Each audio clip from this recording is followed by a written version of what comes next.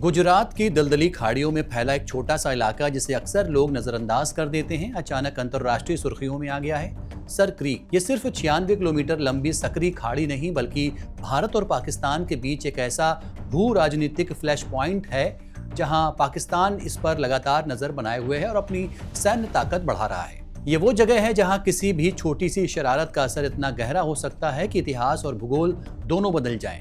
और यही चेतावनी है भारत के रक्षा मंत्री राजनाथ सिंह की।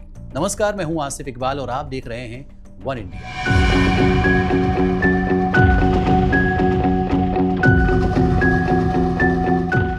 भारत और पाकिस्तान के बीच लंबे समय से विवादित सरक्रीक इलाका फिर से सुर्खियों में है। रक्षा मंत्री राजनाथ सिंह ने साफ चेतावनी दी है कि अगर पाकिस्तान ने सरक्रीक में कोई भी शरारत की तो भारत का जवाब निर्णायक होगा। उन्होंने कहा कि यह जवाब इतना शक्तिशाली होगा कि इतिहास और भूगोल दोनों बदल सकते हैं। सिंह ने साफ किया कि भारत ने कई बार इस मुद्दे को संवाद और कूटनीति के जरिए सुलझाने की कोशिश की है, लेकिन पाकिस्तान के इरादे अभी भी साफ नहीं है। हाल ही में सरक्रीक के पास पाकिस्तान द्वारा सैन्य आधारों का विस्तार उसकी मंशा को साफ करता है। सरक्रीक पहली नजर में केवल गुजरात और सिंध के बीच फैली 96 किलोमीटर लंबी दलदली और सुनसान भूमि लगती है, लेकिन ये सकरी खाड़ी दशकों से भारत और पाकिस्तान के बीच सबसे जटिल विवादों में से एक का केंद्र रही है। ये इलाका न केवल भूगोलिक नजरिए से अहम है बल्कि तेल और गैस संसाधनों, समुद्री सीमाओं और अरब सागर में खास आर्थिक क्षेत्रों यानी कि ईजीज के निर्धारण में भी अहम भूमिका निभाता है।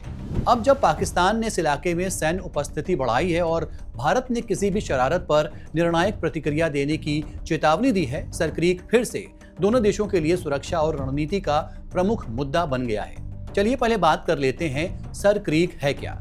सरक्रीक को बाणगंगा के नाम से जाना जाता था, बाद में इसे सरक्रीक के नाम दिया गया जो ब्रिटिश राज के एक प्रतिनिधि के नाम पर रखा गया था। सरक्रीक गुजरात में भारत पाकिस्तान सीमा पर 96 किलोमीटर लंबी ज्वारीय खाड़ी है। ये दलदली इलाका रसल के वाइपर सांपों और बिच्छुओं का घर है जो सीमा सैनिकों की जिंदगी को मुश्किल बना देते हैं। मानसून के मौसम में खाड़ी अपने किनारों तक फैल जाती है और आसपास के निचले खारे मिट्टी वाले मैदानों को ढक देती है। ये खाड़ी अरब सागर में बहती है और भारत के गुजरात और पाकिस्तान के सिंध प्रांत को अलग करती है।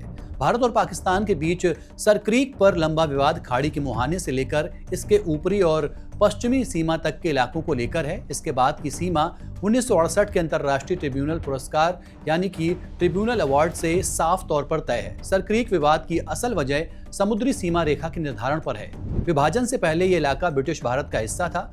1947 में विभाजन के बाद सिंध पाकिस्तान में और गुजरात भारत में रहा। भारत चाहता है कि पहले समुद्री सीमा रेखा तय की जाए, जबकि पाकिस्तान का कहना है कि पहले विवादित भूमि का समाधान होना चाहिए। पाकिस्तान दावा करता है कि पूरी खाड़ी सिंध की है। 1914 के फैसले का हवाला देते हुए भारत का कहना है कि उसी निर्णय में थलवेग सिद्धांत लागू होता है जो कि नेविगेबल चैनल के बीच में सीमा तय करता है। भारत 1925 के नक्शे और मिड चैनल पिलर का हवाला देता है, जबकि पाकिस्तान इसे केवल नदियों पर लागू मानता है, ज्वारी खाड़ियों पर नहीं। समस्या को और जटिल बनाने वाली वजह यह है कि खाड़ी की धारा समय के साथ साथ बदलती रहती है, जिससे समुद्री और भूमि सीमाओं पर अधिकार प्रभावित होते हैं। यही वजह है कि यह मुद्दा 78 साल बाद भी हल नहीं हो सका। अब बात करते हैं कि इस इलाके पर भारत पाकिस्तान के बीच विवाद कब से शुरू हुआ और पाकिस्तान ने यहाँ खुद को मजबूत करना कैसे शुरू किया। सरक्रीक अटलांटिक घटना के लिए जाना जाता है जो 10 अगस्त 1999 को हुई थी।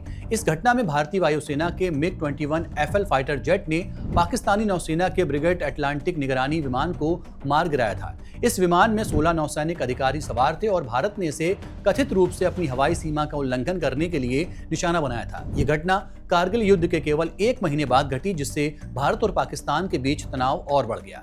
इस घटना के बाद पाकिस्तान ने इस क्षेत्र में मरीन यूनिट्स और बड़े पैमाने पर सैम यानी कि सरफेस टू एयर मिसाइल्स तैनात की। 1999 में मरीन यूनिट्स ने कथित तौर पर एक गलत मिसाइल छोड़ी जो भारतीय वायुसेना के MiG-21 FL के पास से निकल गई। इसके अलावा सरक्रीक क्षेत्र में अतिरिक्त मरीन बटालियंस और स्नाइपर रिकॉन यूनिट्स भी तैनात की हैं पाकिस्तान ने।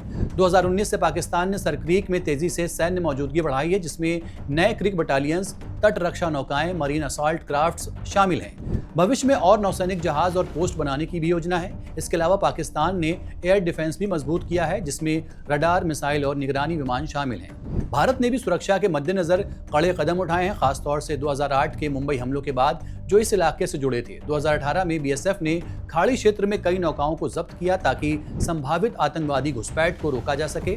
सितंबर 2019 में सरक्रीक में कई लावारिस नावें मिली, जिसके बाद भारत ने संभावित आतंक खतरे को लेकर अलर्ट जारी किया था। अब बात आती है कि पाकिस्तान आखिर क्यों यहाँ कब्जा करना चाहता है। हालांकि सरक्रीक का सैन्य महत्व कम है, लेकिन आर्थिक महत्व बहुत ज्यादा है। इस इलाके में संभावित तेल और गैस भंडार हैं और खाड़ी पर नियंत्रण से समुद्री सीमाओं यानी कि ईजीज और महाद्वीपीय शेल्फ का निर्धारण प्रभावित होता है। स्थानीय मछुआरों के लिए भी ये मुद्दा संवेदनशील है। अक्सर वो अनजाने में दूसरे देश के पानी में चले जाते हैं और गिरफ्तार हो जाते हैं, जबकि अंतर्राष्ट्रीय कानून में मामूली दंड का प्रावधान है। भारत और पाकिस्तान दोनों मछुआरों को लंबे समय तक रोकते हैं, जिससे उनकी रोजी रोटी पर असर पड़ता है। इसके अलावा पाकिस्तान की LBOD नहर परियोजना खारे और औद्योगिक पानी को सरक्रीक में छोड़ती है। भारत इसे सिंधु जल संधि का उल्लंघन मानता है, जिससे पाकिस्तान के लिए विवाद को लटका कर रखना फायदेमंद हो जाता है। अब इसी मामले को लेकर राजनाथ सिंह ने कहा है कि भारतीय सेना और सीमा सुरक्षा बल सीमा की निगरानी में चौकस है। उन्होंने याद दिलाया 1965 के युद्ध में भारतीय सेना ने लाहौर तक पहुंचने की क्षमता दिखाई थी। आज 2025 में पाकिस्तान को ये याद रखना चाहिए कि कराची जाने का एक मार्ग सरक्रीक से होकर जाता है। फिलहाल के लिए इतना ही। देखते रहिए one India. Subscribe to One India and never miss an update. Download the One India app now.